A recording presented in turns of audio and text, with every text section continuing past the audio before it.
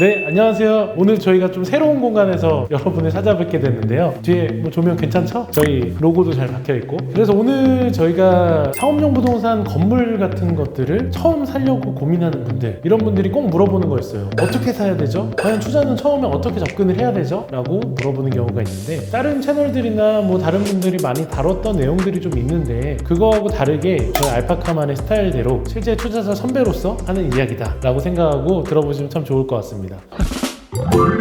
보통 상업용 부동산을 투자할 때 얼마를 가지고 투자를 해야 되냐라고 물어보시는 분들이 많은데, 이거는 정말 상황에 따라 다른데, 은행에서 대출을 결국 받아서 우리가 상업용 부동산에 매입하잖아요. 그러면 은행에서 대출을 어떤 사람들한테 잘 해줄까를 한번 봐야 돼요. 일단 목적에 따라서 대출의 한도가 달라집니다. 내가 직접 사용하는 목적으로 상업용 부동산을 투자를 할 거냐, 아니면 내가 임대용으로 갈 거냐, 아니면 주거용으로 갈 거냐, 이런 목적에 따라 다른데, 가장 대출에서 좋은 거는 무조건 내가 사용하는 목적입니다. 그래서 내가 사용하는 목적으로 살 경우에는 금리도 좋고 한도도 좋죠. 그리고 내가 임대용으로 살 때는 대출의 한도에 제한을 받을 수 있습니다. 그리고 주택으로 만약 내가 목적으로 한다라고 하면 대출이 안 나오죠. 그래서 요즘 투자하기가 좀 어려운 상황입니다. 일단 목적을 다뤄봤는데, 그 다음에 매입하는 사람의 직업군이나 아니면 법인으로 살 거냐 개인으로 살 거냐 되게 중요합니다. 내가 원래부터 운영하던 재무제표 괜찮은 법인을 갖고 있는 분들 같은 경우는 일단 법인의 신용이 있기 때문에 대출이 굉장히 잘 나와요. 그래서 뭐 예를 들어 가지고 50억짜리 건물을 사는데 대출이 45억 이상 나올 때가 있어요. 그거는 이유가 있는 겁니다. 그 법인이 굉장히 신뢰가 있는 사람이거나, 아니면 가끔 그런 경우가 있어요. 법인이 아니라 개인인데 그렇게 잘 나오는 경우, 개인이 다른 담보를 많이 갖고 있거나, 아니면 개인의 신용도가 굉장히 좋거나. 보통 어떤 분들이 대출이 많이 나오냐면 전문직으로서 수익이 높은 분들, 그런 수익에 따라 가지고 신용대출이 잘 나온다는 거죠. 그래서 결국 은행의 등급, 신용등급을 높여야 된다는 건데, 뭐 이런 분들도 잘 나오더라고요. 고정적으로 돈이 들어오는 분들, 최근에 뭐 어떤 경우가 있었냐면, 되게 유명한 가수분인데, 가수 같은 경우는 음원 수익이 나오잖아요. 음원 수익이 꾸준하게 들어오는 게 은행에서 평가가 굉장히 좋더라고요. 그래서 대출 한도가 굉장히 잘 나왔던 그런 사례가 있습니다. 요즘에는 매입을 할까 말까 고민을 하는 이 상황에는 제일 쉬운 방법이 하나 뭐냐면, 은행하고 상담을 해보시는 게 가장 좋습니다. 뭐 예를 들어가지고 내가 직접 사용하는 사업체가 있어서 그 목적으로 건물을 살 거냐, 아니면 임대용으로 살 거냐를 가지고 고민해보고, 그리고 나의 신용도, 그 다음 나의 직업, 그 다음 내가 가지고 있는 담보를 통해가지고 은행이랑 직접 상담을 해보시면, 은행에서 대출이 어느 정도 나와요 라고 얘기를 해줄 거예요. 그럼 그걸 가지고 내가 어떤 걸 사야지라고 고민을 그렇게 해보시면 되는 거죠. 그렇기 때문에 실제로 뭐 현금 5억 가지고 50억짜리 사는 분도 있고요, 현금 10억 가지고 20억짜리 30억짜리밖에 못 사는 경우들이 있어요. 이거는 이런 과정을 통해 가지고 판단이 된다라고 이야기를 드리고 싶네요.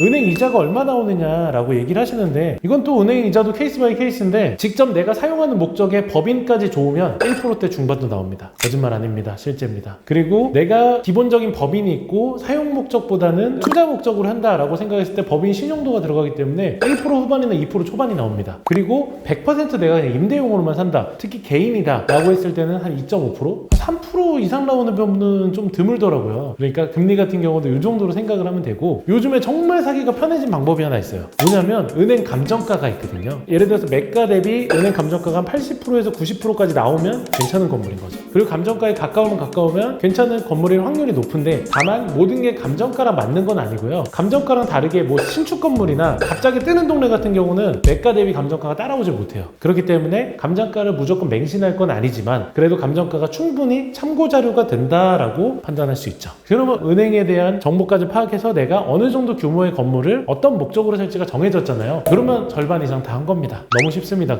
그 다음부터는 사람을 정해야겠죠. 투자를 같이 함께할 파트너를 정해야 된다는 거죠. 어떤 일이든 파트너가 중요하잖아요. 뭐 선정 과정의 기준에 대해서는 뭐 여러 가지 얘기를 할 수 있겠지만, 다 달라요, 사람마다. 왜냐하면 되게 사람마다 각양각색이고, 좋아하는 사람의 성향도 다를 수 있고 취향도 다르기 때문에 어떤 분이랑 하라고 말하기는 되게 어렵기 때문에, 뭐 이거를 가지고 어떻게 판단하기 어렵지만, 그런 사람들을 파악하고 판단하는 것도 본인이 어떻게 보면 능력인 거죠. 은행과 관련된 거를 선택하는 게 한 반, 그러면 내가 어떤 목적에 어떤 건물을 살지, 그 다음 어떤 규모를 살지 정해놨고요. 파트너까지 정했으면 이제 75%네요. 다 왔네요. 이제 25%는 종류를 고르면 되는 거죠. 그 다음에는 건물을 사서 어떻게 투자 수익을 만들어 나갈까, 요거는 물론 내가 선정한 파트너하고 같이 고민을 하면 되긴 하는 내용이지만, 그래도 나도 어떻게 할지에 대해서는 어느 정도는 알아놔야죠. 그래서 상업용 부동산 같은 경우는 여러 가지예요. 수익형, 그래서 월세를 받는 형, 그 다음에 투자 투자형이라고 하면 성수동에 보면 재정비 구역 있잖아요. 그런 정비 구역이나 한남 뉴타운이나 이런 데에 가는 과감한 재개발형 투자형, 이건 굉장히 리스크가 큰 거죠. 그러면 그거보다 차라리 내가 직접 뭔가 건드려서 바꿀 수 있는 투자형을 고르자라고 생각을 했을 때는 뭐 내가 신축이나 리모델링을 할 수 있겠죠. 물론 여기서 내가 직접 사용하는 목적은 배제하고 나서 이야기 드리는 겁니다. 그렇게 해서 임대 수익용으로 갈 거냐 아니면 투자용으로 갈 거냐를 골랐다라고 하면 그 임대 수익용과 투자용에 관련된 매물들을 봐야 되는데, 매물들을 볼 때 또 지역도 봐야 됩니다. 예를 들어 가지고 지역이 누가 말해도 좋은 지역들 있잖아요. 강남, 서초, 성수, 한남, 가장 사람들이 선호하는 이런 지역 같은 경우는 수익률은 그냥 없다고 생각하시면 됩니다. 은행 이자 그냥 내가 내야죠. 대신에 그만큼의 시세 차익이 들어오기 때문에 그 부가가치를 보는 거고요. 서울에 이제 아까 말했던 지역 외의 지역들 같은 경우는 한 은행 이자 정도 수익률을 기대하시는 게 맞아요. 실제로 거래되는 사례들이 그 정도 수익률로 구성이 돼서 거래가 되거든요. 그래서 그 정도로 기준을 잡고 보시면 될 것 같고요. 그럼 이제 경기도나 아니면 서울의 아예 외곽 지역으로 나간다라고 했을 때는 그러면 이제 임대 수익률 한 3%에서 4%, 정말 좋은 경우 같은 경우 5% 정도 볼 수 있는데, 이런 기준 수익률 대비해서 터무니없이 임대 수익률이 좋은 건물들이 가끔 나오는 경우가 있어요. 저는 보통 이렇게 생각해요. 한 10중에서 9개나 9.5개 정도는 가짜나 뭔가 이렇게 거품이 들어가 있는 거예요. 임차인이 가짜거나 임대 수익률이 사실 터무니없이 산정이 되어 있는 거거나, 이런 거는 정말 잘 볼 수 있는 시야를 가져야 되는 게 되게 중요하죠. 그리고 이런 거를 잘 잡아내는 게 어떻게 보면 나랑 같이 일하는 파트너의 자질이 아닌가라고 생각을 합니다. 그래서 여러 가지의 밸런스를 잘 봐서 내가 땅의 가격, 나 임대료의 수준, 여러 가지를 잘 맞추고, 그 다음 은행에서 나오는 탁상 감정가, 이런 감정가들하고 또 여러 가지의 수준들을 잘 갖춰서 맞춰놓으면 거기서 조합이 되면 그게 괜찮은 거죠. 근데 저는 상업용 부동산을 저도 투자를 많이 해보면서 느끼는 게 경험이라고 생각이 들어요. 첫 번째 투자할 때랑 두 번째 투자할 때 마음이 달라지고요. 세 번째 투자할 때, 네 번째 투자할 때 마음이 다 달라지더라고요. 그게 무슨 말이냐면, 이 상업용 부동산도 결국 사업이에요. 사업을 할 때 1년 차랑 2년 차랑 3년 차랑 4년 차랑 마음이 달라지잖아요. 그랑 똑같은 것 같아요. 상업용 부동산도 사고 팔면서 마음들이 계속 달라져요. 저도 6번의 투자를 하면서 매번 마음이 달라지면서 이제는 현실적이고 정확한 생각들을 하게 되더라고요. 그래서 이런 투자를 장기간으로 보시고요. 뭐 나이가 좀 젊다라고 생각이 드시면 10년 정도 내가 한번 투자라는 경험을 해본다라고 생각을 하고 도전을 해보시면 어떨까라고 생각이 들고, 그래도 상업용 부동산의 제일 장점이 하나 있어요. 떨어질 확률이 다른 자산에 비해서 제일 적어요. 그리고 떨어진 경우를 저는 거의 본 적이 없거든요. 제가 봤던 한 100개의 사례 중에 한 98개 정도는 올랐고요. 2개 정도는 마이너스 없이 다시 재매각된 사례가 있어요. 물론 뭐 지금 갑자기 경기가 망해서 IMF가 와가지고 무너지면 당연히 그럴 수는 있겠죠.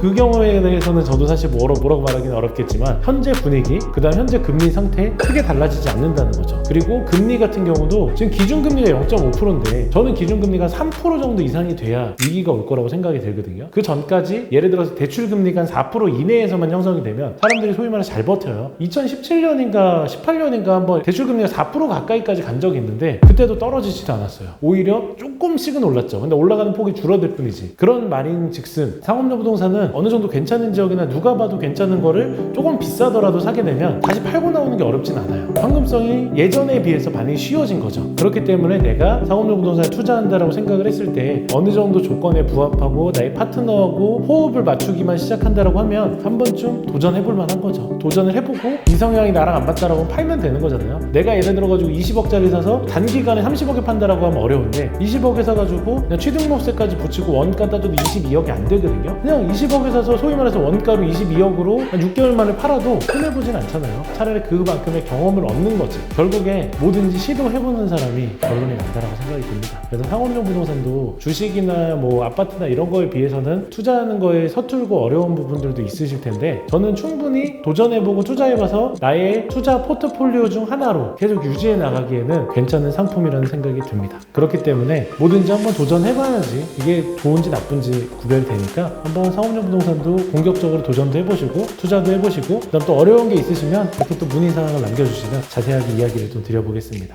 감사합니다.